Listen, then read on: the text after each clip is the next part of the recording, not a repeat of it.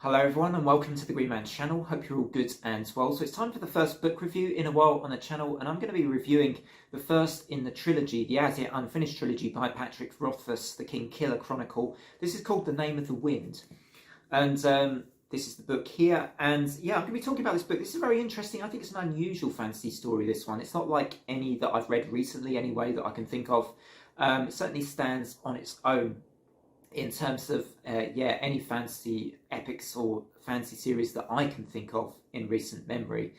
It's unusual in the sense that it is the main character of this story that is sort of telling his own story, telling his own account of things from his life for most of this book, and that is the focus of most of the book, is on him and his tales sort of growing up, particularly his childhood and his teenage years.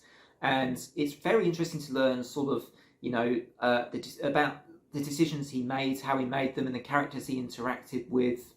And you're sort of following him for most of this book. But what's interesting and fascinating to me is that's not the whole book. The way the book starts is it starts a bit like it's going to be more of a classic fantasy tale.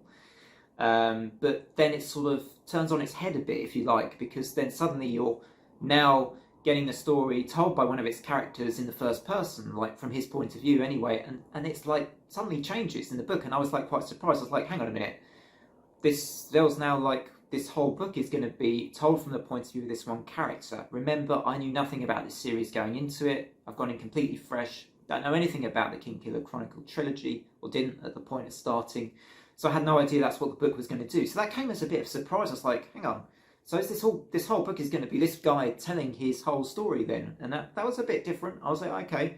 But what I've really enjoyed about it are his insightful reflections. This character called Kavoth, who is the main protagonist here, is sort of hero, but he's a hero with lots of flaws that you kind of learn about as you read through his accounts. And it's really interesting. And just to sort of also set the scene a bit, this is set in a world where there are very defined, I think it's called Temerant, and there are very defined principles and rules that you have to follow, and you have to get the right training to learn the magic in this world and to learn the rules.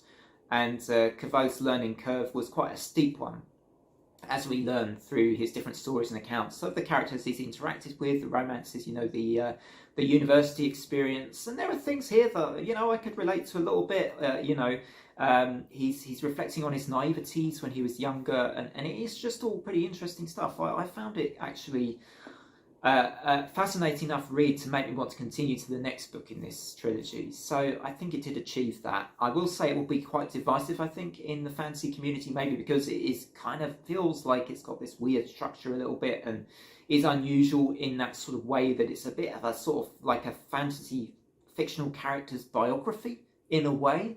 But it's kind of interesting. The book does take breaks where it goes back, so you go back to him and the chronicler, who's the person he's telling his story to, temporarily at different points in the book, so you sort of come out of it and you remember that, oh yeah, it's him telling his story. It's not just the book sort of going through its paces with just his fantasy tale. There are other characters involved in the present day, so you get sort of reminded of that at times in this book. But overall, I have to say, I did quite enjoy The Name of the Wind. I think I can see it being, and I will admit, I've seen a couple of, like, when I typed in Name of the Wind on YouTube, because I was curious what other people also think of this, there was very mixed reactions and reviews. I think I'm slightly more on the positive side of this, in that I just found it fascinating, and his insights as well, and his reflections were like, that's a really interesting point of view on that particular subject. Or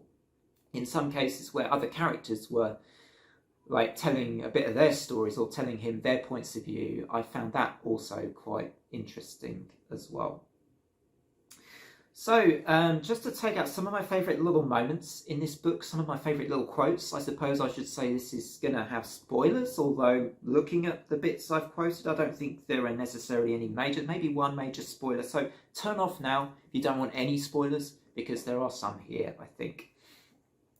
So to start with, it's on page 168 of the book. It's actually Kavoth reflecting on his guilt when he let this young boy get attacked when he was sort of, living quite a sort of a life of poverty at that time, and so he was trying to look after himself, I think, and he felt a bit guilty about not going to help this kid. And he's telling the chronicler about his guilt, and he says, "Bones mend, but regret stays with you forever." I just found that quite a powerful, saying, really. Bones mend, but regret stays with you forever. I mean, I just found that quite powerful.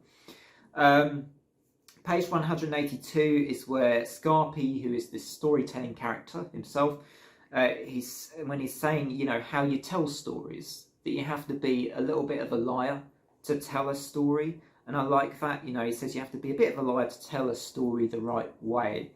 I thought it was interesting. A lot of people do exaggerate stories for effect, don't they? I wouldn't say, when I tell stories, I don't necessarily outright lie, for instance, but sometimes you like to just make it a little bit more effective and powerful and just put a little exaggeration in here and there. We all do it. We all do it. We may not want to admit to it when we're telling stories, but I found that quite an interesting little segment of this book when he's talking to Scarpy. That's quite early on.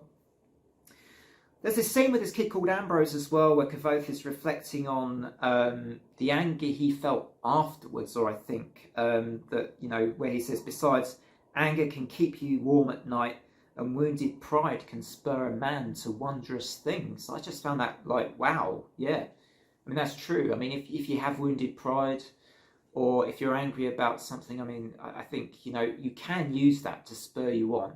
I mean, a lot of things in life, I'm going to get a little bit deep and philosophical temporarily here, but I mean, I find with myself, actually, if you have maybe disasters in your life, some things that maybe you can't prevent, some things maybe you can prevent, where you've made mistakes, you know, it can be really difficult to turn those things into positives. But if you can turn them into positives and you can use them as drivers, then I get where he's coming from with that. You know, anger keeping you up at night, but wounded pride, it can drive you forwards. It can lead you to new things. So temporary diversion there, but I really enjoyed that little line there. I thought that was great.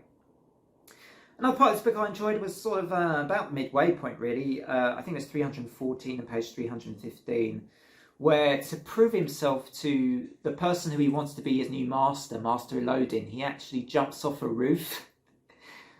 But Elodin quite cruelly makes him obviously naively think that he's going to be able to float on the winds and call the wind or whatever with this lesson, but it doesn't work out. He just falls to the ground and he breaks a couple of ribs, has a mild concussion, and essentially he injures himself quite badly, as you think you would if you're jumping from quite a big height into nothing, you know. And the wind obviously doesn't come, and it's the first lesson for him really with Elodin, and I thought that was you know, quite a harsh lesson to give to someone. You know, jump off a roof, yeah, okay, I'll jump off the roof, yeah, and that's going to be the end result really. Is it's not going to end well.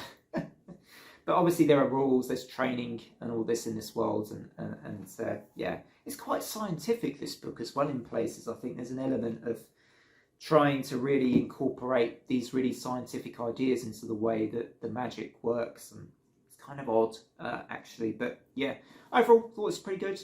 Hope if you've checked out this book, let me know what you thought of this. Did you enjoy it? Did you think it was really good? What sort of, how many stars out of 5 would you give this? I mean, for me, maybe I'd be close to 4 stars. I think for me personally, I think it was pretty, I wouldn't say it's the best thing I think I've ever read, but I did quite enjoy it. It's got a Moorishness to it. I will probably check out the next in the series. So yeah, let me know all that. Let me in the comments.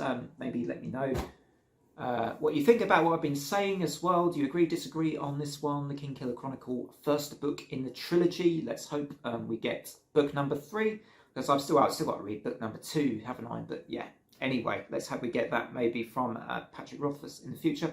Otherwise, from me, thanks as always for following. Don't forget to drop a like and a sub if you're new to the channel. And otherwise, from me, until next time, bye for now.